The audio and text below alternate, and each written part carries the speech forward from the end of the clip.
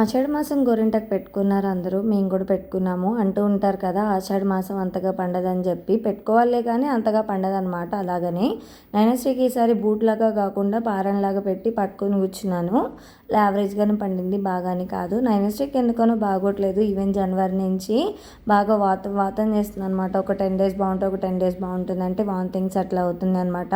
వాళ్ళ నాన్నతో అయితే ప్యాంపరింగ్ చేయించుకుంటుంది. వాళ్ళ నాన్నకి సంబంధించిన వీడియోస్ ఏవైనా సరే మిస్ చేయకుండా పోస్ట్ చేయాలనిపిస్తుంది. ఎందుకంటే మొబైల్లో ఉన్నా పోయినా ఇలా మెమరీగా ఉండిపోతుంది యూట్యూబ్లో అని. ఇంతకీ వాతం చేయకుండా పిల్లలకి ఎలా ఉండాలంటే ఏం వాడాలో ఒకసారి కామెంట్ చేయండి. నాకు తెలిసి మా ఇంట్లో వాళ్ళు చెప్పినంత వరకు వాము లేకపోతే సొంటి పొడి ఉంటుంది కదా, అవి వాడుతూనే ఉన్నాను. అయినా నైనస్టిక్ వస్తూనే ఉందన్నమాట.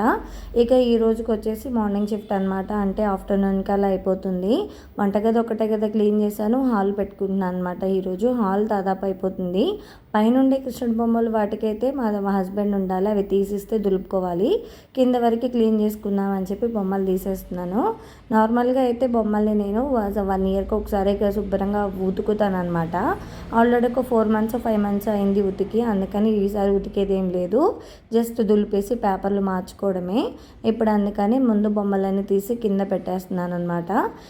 ఇక్కడ ప్రతి ఒక్క బొమ్మలో కూడా ఏదో ఒక మెమరీ ఉన్నట్టు ఇక్కడ ఉన్న ప్రతి బొమ్మలో ఒక్కొక్క మెమరీ ఉందన్నమాట.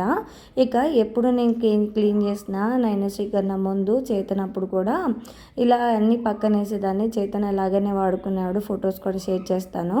ఇంకా అవన్నీ కిందేసి ఇక నేనైతే బూజుకర్రతో క్లీన్ చేసేసుకుంటున్నాను. ఈ కర్ర అయితే నేను మీషోలోనే ఆర్డర్ పెట్టానండి. దీనికి సంబంధించి వీడియో కూడా ఒకటి మన ఛానల్లో ఉంది, కావాలి అనుకుంటే కనుక ఒకసారి చెక్ చేసుకోండి. స్టిక్ అయితే చాలా యూజ్ఫుల్ అనమాట. ఎస్పెషల్లీ ఫ్యాన్కి అయితే శుభ్రంగా తడిపేసుకొని క్లీన్ చేసుకుంటే శుభ్రంగా పోతుంది. ఇక నైనశ్రీ ఆడుకుంటుంది. ఇచ్చేటప్పుడైతే గోల్ చేస్తుంది అనమాట, వద్దు తీయద్దు అని చెప్పి. నేను ఎప్పుడు ఇలా క్లీన్ చేసినా సరే చేతన్ని కూడా ఇలానే ఫొటోస్ తీసేదాన్ని.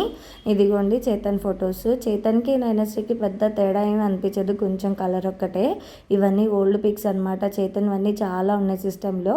మనం ఇదిగోండి మా ఫ్యామిలీ ఫోటో. మనం కావాలనుకొని దిగినా కూడా ఒక్కొక్కసారి ఫొటోస్ ఇలా రావు, మాకు అలా సడన్గా వచ్చింది. కొన్ని ఇలా కడుగుతాను, కొన్ని దులుపు పెడతాను అనమాట.